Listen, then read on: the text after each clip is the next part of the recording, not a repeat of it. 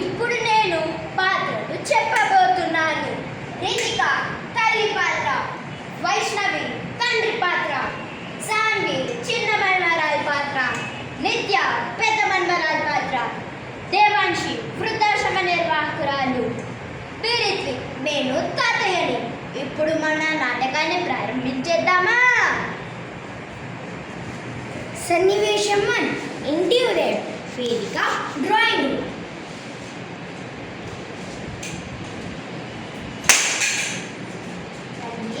విన్నారా? ఈ కథ నచ్చిందా?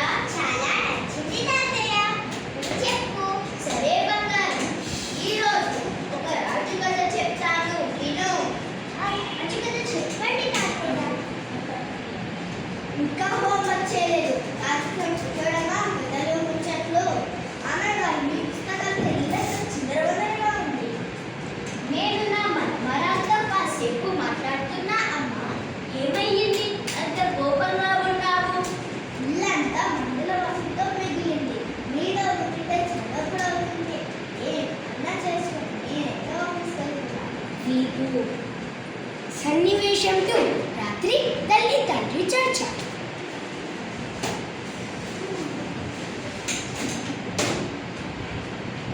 ఇల్లు ఆస్కడిలా ఉంది. నాన్నయ్య గారి వృద్ధాశ్రమానికి పంపుతామా? అవునా? నువ్వు ఏం మాట్లాడుతున్నావు? నాన్నగారు వయసు చాలా పెద్దగా. అక్కడ ఎవరు చూస్తారు? బాబా అసలు చదవట్లేదు. తాత అంటూ సైతం నిద్ర చేస్తుంది. ఆఫీస్ మరి ఇంట్లో చాకరీ చేయడం నా వల్ల కాదు. ఇక ఇక్కడ నా స్థానం లేదనిపిస్తోంది. నా వల్ల వీళ్ళు గొడవలు పడుతున్నారు. సరే, నీ ఇష్టం వచ్చినట్టు చేసుకో. నాన్న పద, నిన్ను వృద్ధాశ్రమంలో వదిలిపెట్టేస్తాను. ఏదో తీసుకుంటున్నారేంటి? మీ అందరితో ఉన్న నా జ్ఞాపకాలు, నా ఆల్బమ్ తీసుకుంటున్నాను.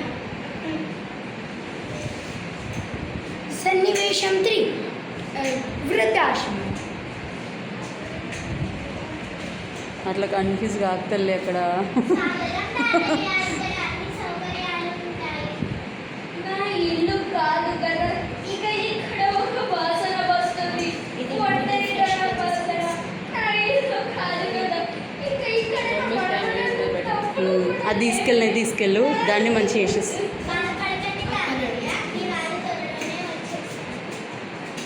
సన్నివేశం 4, నిత్య పెద్ద మన్మరాలు హాస్టల్ నుండి రావాలి.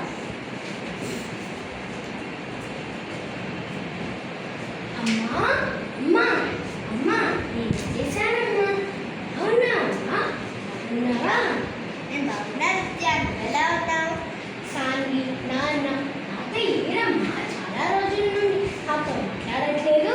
తాతయ్య కొత్త ఊరికి వెళ్ళాలంటుంది. ఏంటమ్మా, నిన్న కూడా ఫోన్ ఇది మాట్లాడినావు కదా, ఏం జరిగిందో చెప్పమ్మా నాకు. ఏమైంది సాన్వి? చాలా జ్వరంగా ఉంది. మన తాతయ్య లేరు, వృద్ధాశ్రమానికి వెళ్ళిపోయారు. అవునా?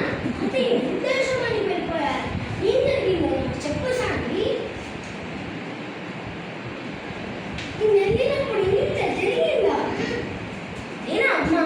తాతయ్య ఎండాకాలం ఉండేది చోట ఎలా ఉంటారని మా అనుభవాలు, మా పాఠాలు, మీరు ఆఫీసు పని అని బిజీగా ఉన్నప్పుడు నాకు కావలసినవన్నీ చూసుకునేది వాళ్ళమ్మా. నేను తాతయ్య దగ్గరికి వెళ్ళిపోతున్నాను. నేను వస్తాను. చూసావా, పిల్లలు కూడా తెలియ కూడా నీకు లేకపోయే. అయ్యో, తప్పు పని చేశాను. తాతయ్య ఎలా ఉన్నారు? తాతయ్య నేను బాగున్నాను. తల్లులు మీరెలా ఉన్నారు? బడికి వెళ్తున్నారా? బాగా చదువుకోవాలి, సరేనా? మమ్మల్ని మర్చిపోయేది కదా తాతయ్య. మనస్సులో ఉన్న వాళ్ళని ఎవ్వరూ మర్చిపోలేరు తల్లులు. క్షమించండి మామయ్య గారు, మీరు మాతో ఉండాలి. నేను చేసిన తప్పు మీ యొక్క క్షమించండి. పర్వాలేదు అమ్మా. సన్నివేశం 6, తాతయ్య మళ్ళీ ఇంటికి రా. స్వాగతం తాతయ్య. తాతయ్య, ఉదయం మళ్ళీ కదలాలంటే నువ్వు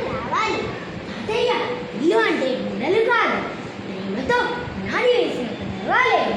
ఇల్లు వెలగాలంటే ఇంత ప్రేమ అటు కావాలి. ఇటు. ఇక్కడికే నా స్థానం. ఏంటి తాతయ్య కళ్ళల్లో నీళ్ళు? ఆనంద బాష్పాలు బంగారం. క్షమించండి మామయ్య గారు, మీ ప్రేమకు తగ్గ గౌరవం ఇవ్వలేకపోయాను. అమ్మో, మంచి డైలాగులు. నాన్నగారు, ఇకపై మీరు ఇక్కడే ఉండాలి, మాతోనే ఉండాలి, ఎక్కడికి వెళ్ళకూడదు. ఏంటమ్మా అలా బాధపడకండి, నేను మీ అందరినీ విడిచి ఉండగలనా? ముఖ్యంగా నా బంగారాన్ని విడిచి ఉండగలనా? మీ అందరికీ ఒక చిన్న సందేశం. మన పెద్దలు మన జీవితానికి మార్గదర్శకాలు. వాళ్ళను ప్రేమించండి. అప్పుడు రా నాన్న. వ్యతిరేకండి. మార్గదర్శకాలు అనగానే వచ్చేయాలి. వచ్చేసే ముందే నానాటిక ద్వారా మీ అందరికీ ఒక చిన్న సందేశం.